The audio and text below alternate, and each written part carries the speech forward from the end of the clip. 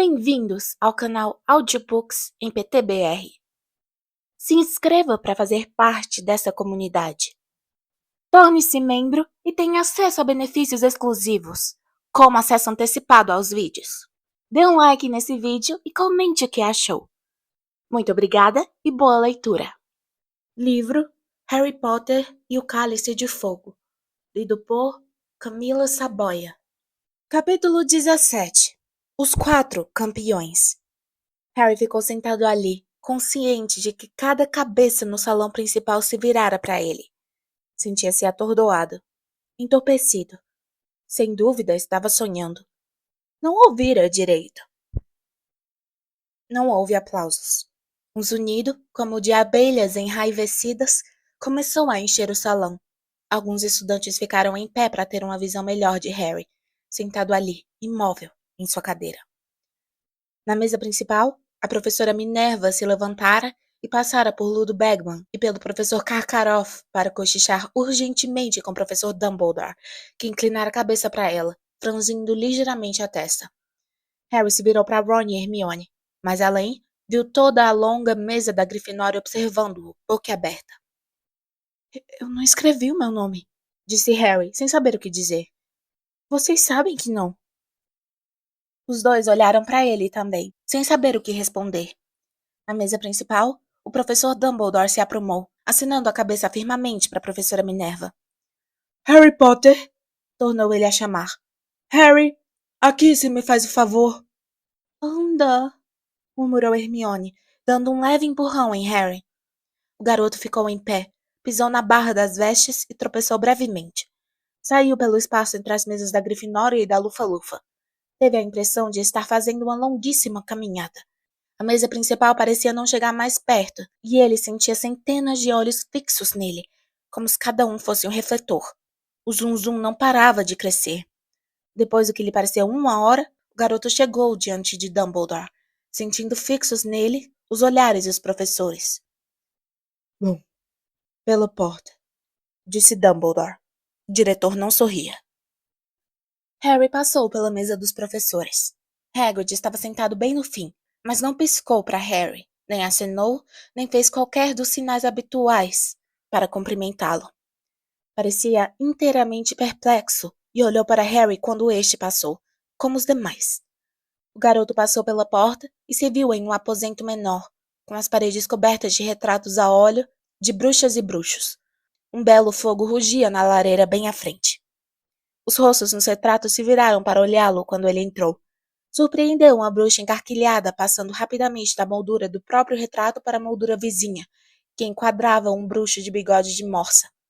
A bruxa encarquilhada começou a cochichar no ouvido do colega.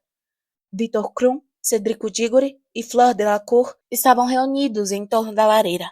Pareciam estranhamente imponentes, recortados contra as chamas. Krum, curvado e pensativo, apoiava-se no console da lareira, ligeiramente afastado dos outros. Cedrico estava parado com as mãos às costas, contemplando o fogo. Fleur Delacour virou a cabeça quando Harry entrou e jogou para trás a cascata de cabelos longos e prateados. — Que foi? — perguntou ela. — Querem que a gente volte ao salão? Pensava que ele viera trazer um recado. Harry não sabia como explicar o que acabara de acontecer. Ficou ali parado, olhando para os 3 campeões. Percebeu de repente como eram altos. Ouviu um ruído de passos apressados atrás de Harry, e Ludo Bagman entrou na sala. Segurou o garoto pelo braço e levou-o até os outros. Extraordinário! Murmurou, apertando o braço de Harry. Absolutamente extraordinário! Senhores! Senhora! Acrescentou, aproximando-se da lareira e falando aos outros 3. Gostaria de lhes apresentar, por mais incrível que possa parecer, o 4º campeão do torneio Tribruxo.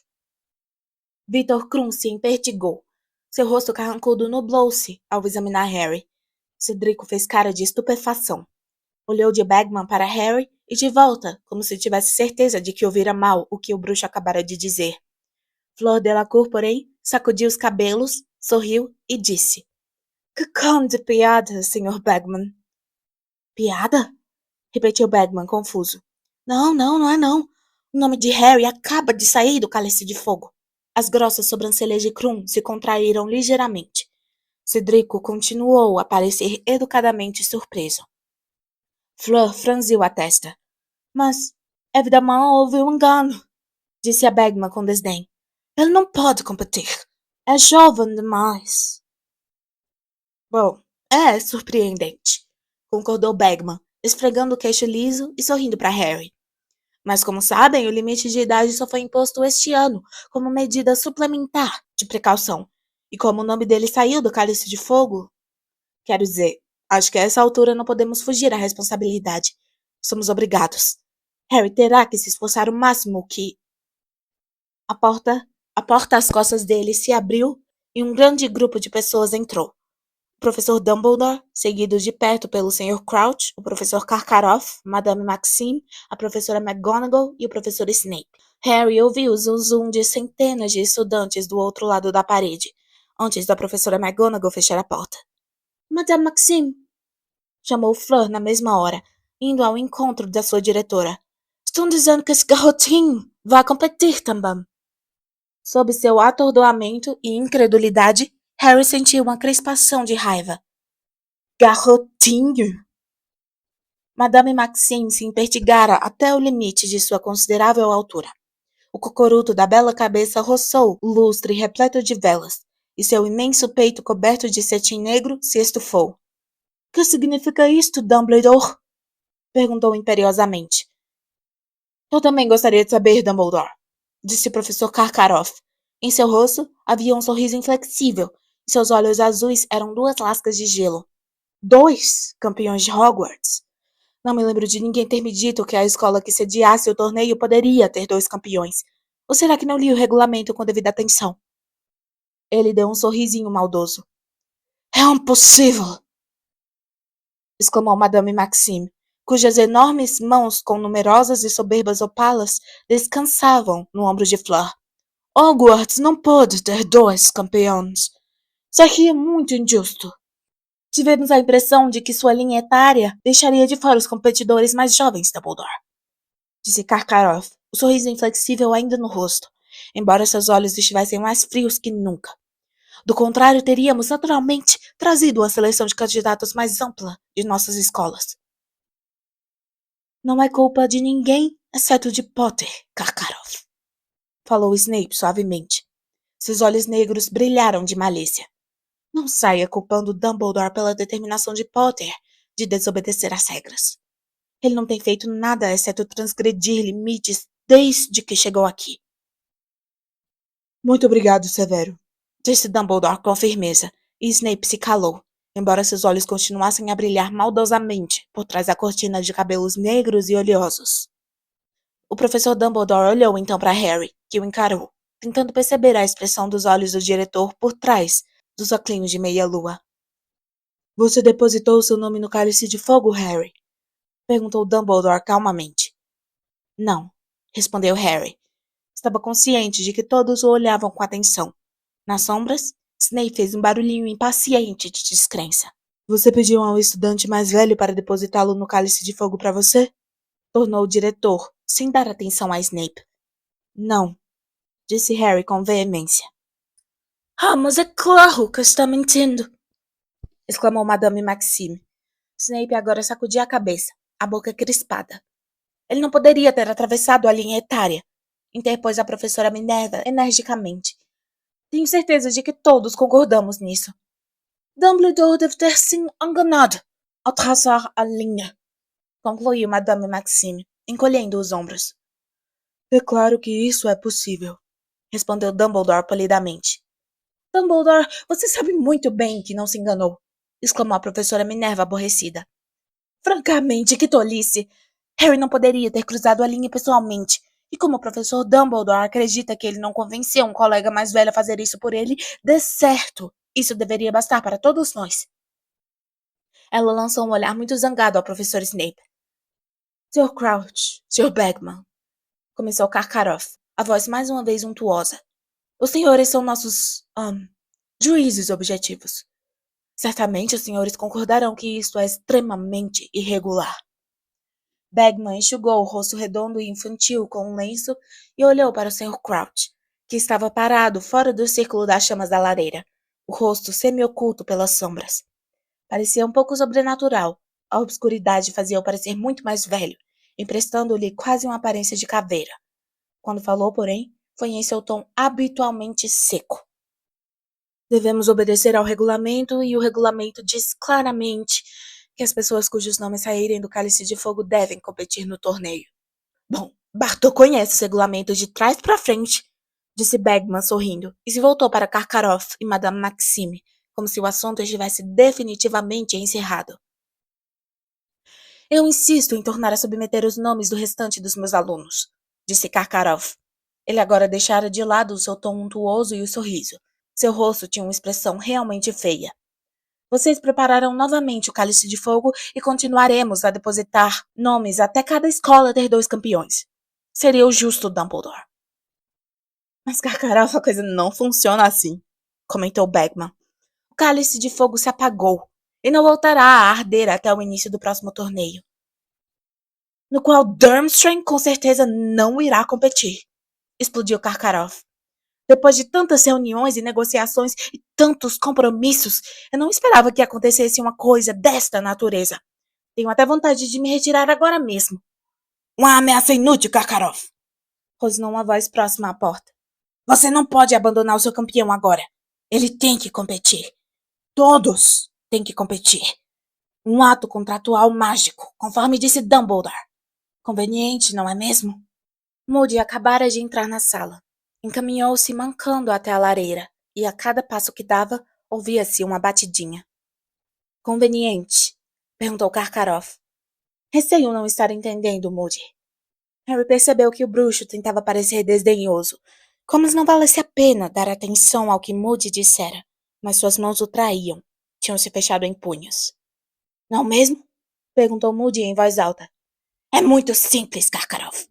Alguém depositou o nome de Harry naquele cálice, sabendo que o garoto teria que competir se saísse seu nome. Evidemment, alguém que queria oferecer a Hogwarts 2 oportunidades de vencer. Eu concordo, Madame Maxime, disse Karkaroff com uma reverência. Vou reclamar com o Ministério da Magia e a Confederação Internacional dos Bruxos. Se alguém tem uma razão para reclamar é o Potter, rosnou Moody. Mas o que é engraçado? Não estou ouvindo ele dizer uma única palavra. Por que ele iria reclamar? Disse Fleur Delacour de repente, batendo o pé. Ele tem uma chance de competir, não é? Durante semanas vivemos a esperança de ser escolhidos. A honra de nossas escolas. 1000 galeões de prêmio. É uma chance pela qual muita gente morreria. Talvez alguém tenha esperança de que Harry morra, disse Moody, com um leve vestígio de rosnado na voz. Seguiu-se um silêncio extremamente tenso às suas palavras. Ludo Bagman, que parecia de fato muito ansioso, balançou-se nervoso e disse: Moody, meu caro, que coisa para você dizer! Todos sabemos que o professor Moody considera a manhã perdida se não descobrir 6 conspirações para assassiná-lo antes do almoço, disse Karkaroff em voz alta. Pelo visto, agora está ensinando a seus alunos o medo de serem assassinados também. Uma estranha qualidade para um professor de defesa contra as artes das trevas, Dumbledore, mas com toda certeza você tem suas razões. Será que estou imaginando coisas? Vendo coisas? Rosnou Moody. Foi um bruxo ou uma bruxa habilitada que pôs o nome do garoto naquele cálice. Oh, que prova disso! Exclamou Madame Maxime, erguendo as enormes mãos. Porque enganou um objeto mágico de grande poder, disse Moody. Seria preciso um feitiço para confundir excepcionalmente forte para mistificar aquele cálice a ponto de fazê-lo esquecer que apenas 3 escolas competem no torneio. Estou imaginando que alguém tenha escrito Potter em uma 4ª escola, para garantir que ele fosse o único de sua categoria.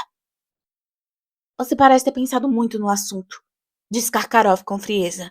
E não deixa de ser uma teoria criativa, embora, é claro, eu tenha ouvido dizer que recentemente você meteu na cabeça que um dos seus presentes de aniversário continha um ovo de basilisco ardilosamente disfarçado e o fez em pedaços antes de se dar conta de que era um relógio de trem. Então você compreenderá se não o levarmos inteiramente a sério.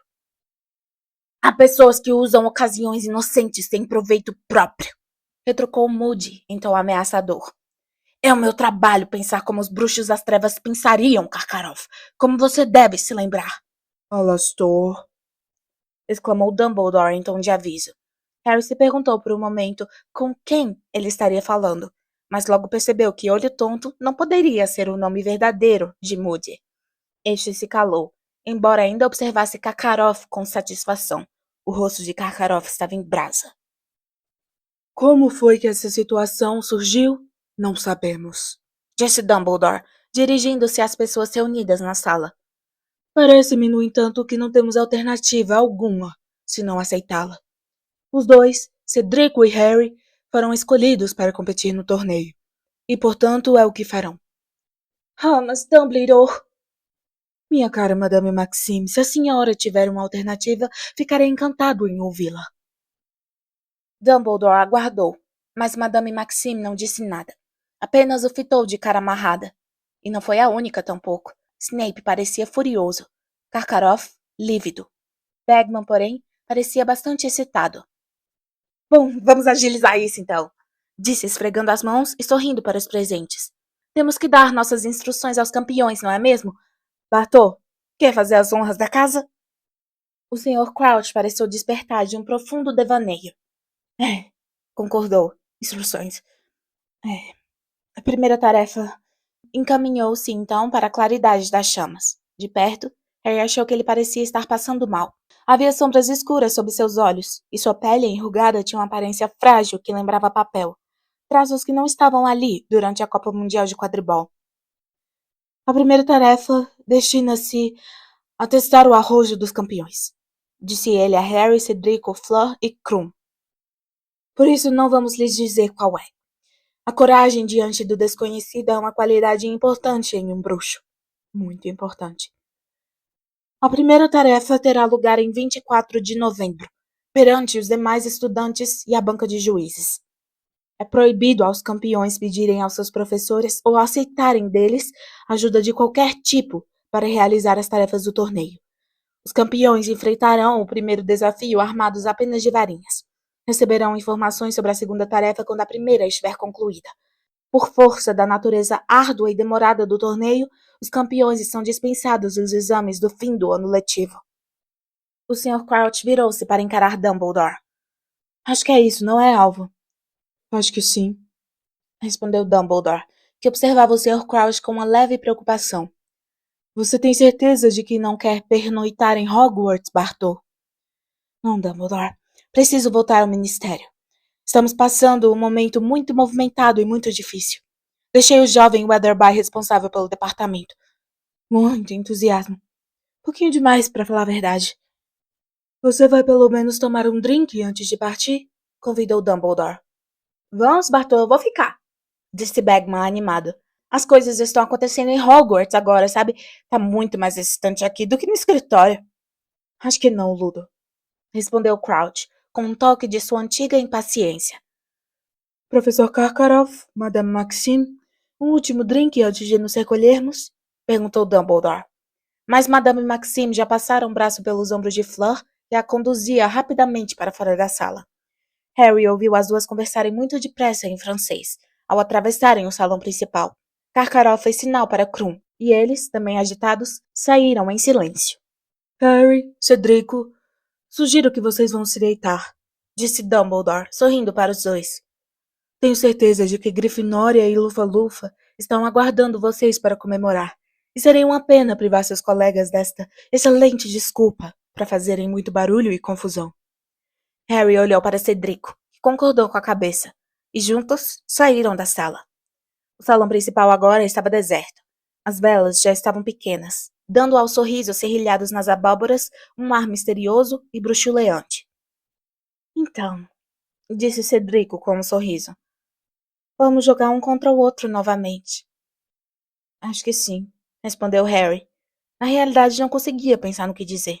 Dentro de sua cabeça, parecia haver uma desordem total, como se o cérebro tivesse sido saqueado. Então, me conta, disse Cedrico, quando chegaram ao saguão de entrada, que estava agora iluminado por archotes, na ausência do cálice de fogo. No duro. Como foi que você conseguiu escrever seu nome? Não escrevi, disse Harry, erguendo os olhos para o colega.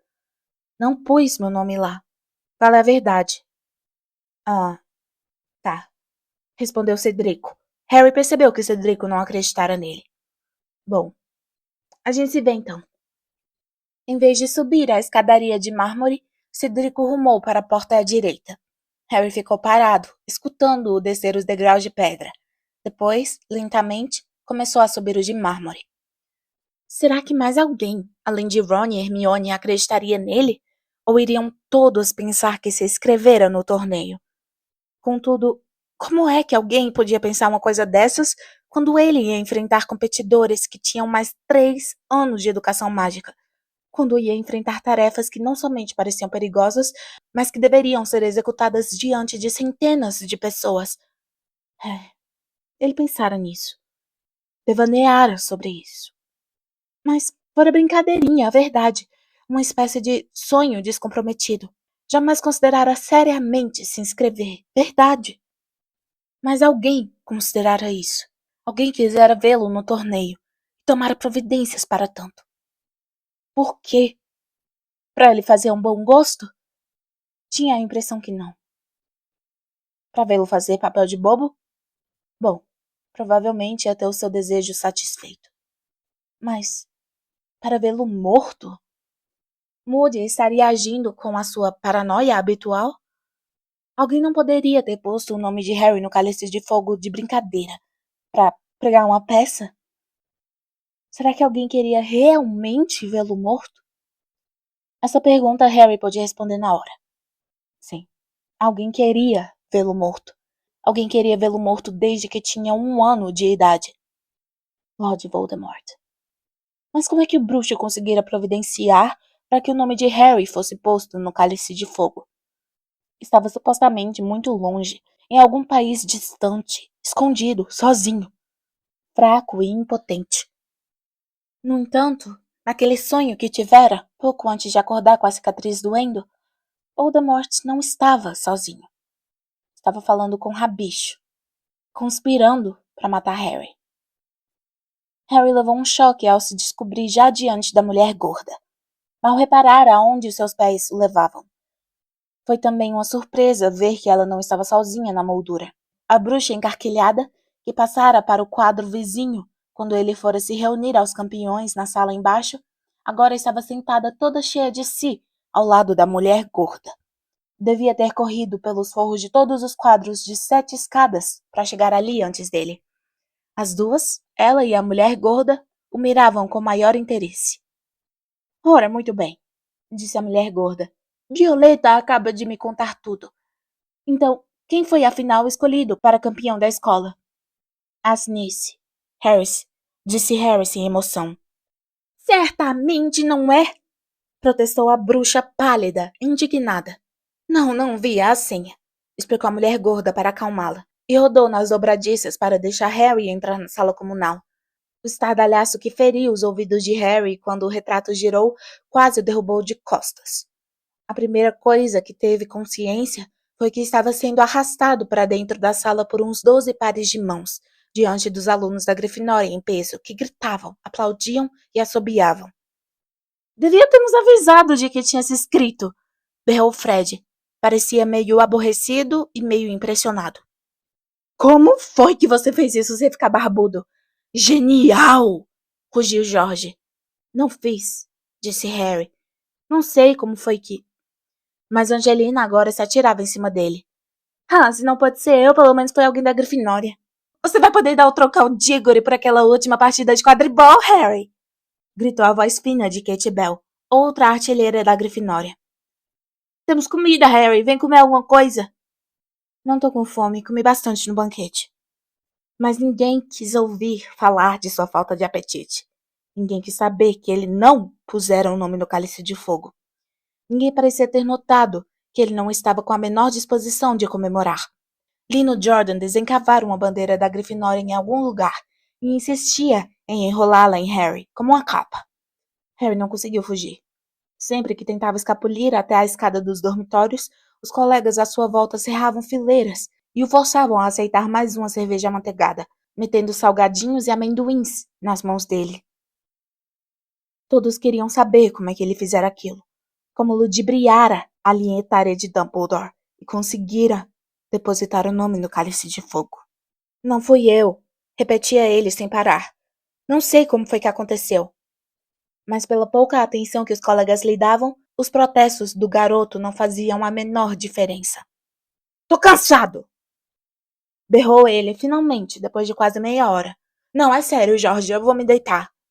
A coisa que ele mais queria era encontrar Ron e Hermione para buscar um pouco de sanidade, mas nenhum dos dois parecia estar na sala comunal.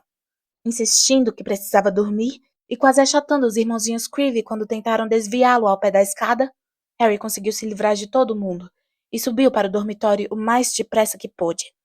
Para seu grande alívio, encontrou Ron, ainda vestido, deitado na cama de um dormitório, em que não havia mais ninguém. Ele ergueu os olhos quando Harry entrou batendo a porta. Por onde você andou? Perguntou Harry. Ah, olá, respondeu Ron. Sorria, mas parecia um sorriso muito estranho e tenso. Harry de repente se deu conta de que ainda vestia a bandeira vermelha da Grifinória que Lino amarrara nele. Apressou-se em despila, mas o nó estava muito apertado. Ron continuou deitado na cama sem se mexer, apreciando os esforços de Harry para retirar a bandeira. Então, disse ele, quando Harry finalmente conseguiu remover e atirar a bandeira a um canto.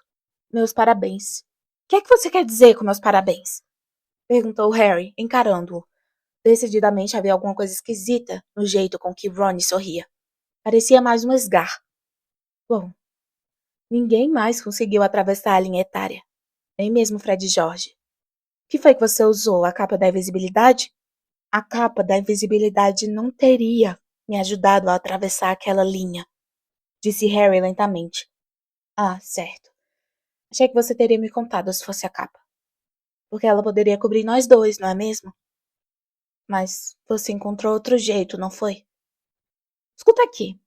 Eu não depositei meu nome naquele cálice. Deve ter sido outra pessoa. Ron ergueu as sobrancelhas. Por que alguém faria uma coisa dessas? Não sei. Harry achou que seria muito melodramático dizer para me matar. Ron ergueu as sobrancelhas tão alto que elas correram o risco de desaparecer sob seus cabelos. Tudo bem, a mim você pode contar a verdade. Se você não quer que o resto do pessoal saiba, ótimo, mas não sei por que está se dando ao trabalho de mentir. Você nem ficou mal por isso, não é? A amiga da mulher gorda, a tal da Violeta, já contou pra todo mundo que Dumbledore vai deixar você competir. 1000 galeões de prêmio, hein? E nem vai precisar prestar os exames de fim de ano. Eu não pus o meu nome naquele cálice, disse Harry, começando a se aborrecer. Ah, tá bom, retorquiu Ron, com o mesmíssimo tom cético de Cedrico. Só que ainda hoje de manhã você disse que teria posto a noite passada, sem que ninguém o visse. Eu não sou burro, sabe? Pois tá parecendo, disse Harry com rispidez. Ah, é? Respondeu Ron, mas agora não havia nenhum vestígio de sorriso em seu rosto amarelo ou de qualquer cor. Você tá querendo se deitar, Harry. Imagino que vai precisar se levantar cedo amanhã para a sessão de fotografias ou seja lá o que for. E fechou com força as cortinas em torno de sua cama de colunas, deixando Harry parado ali à porta, encarando as cortinas de veludo vinho, que agora escondiam uma das poucas pessoas que ele contara que fosse acreditar nele.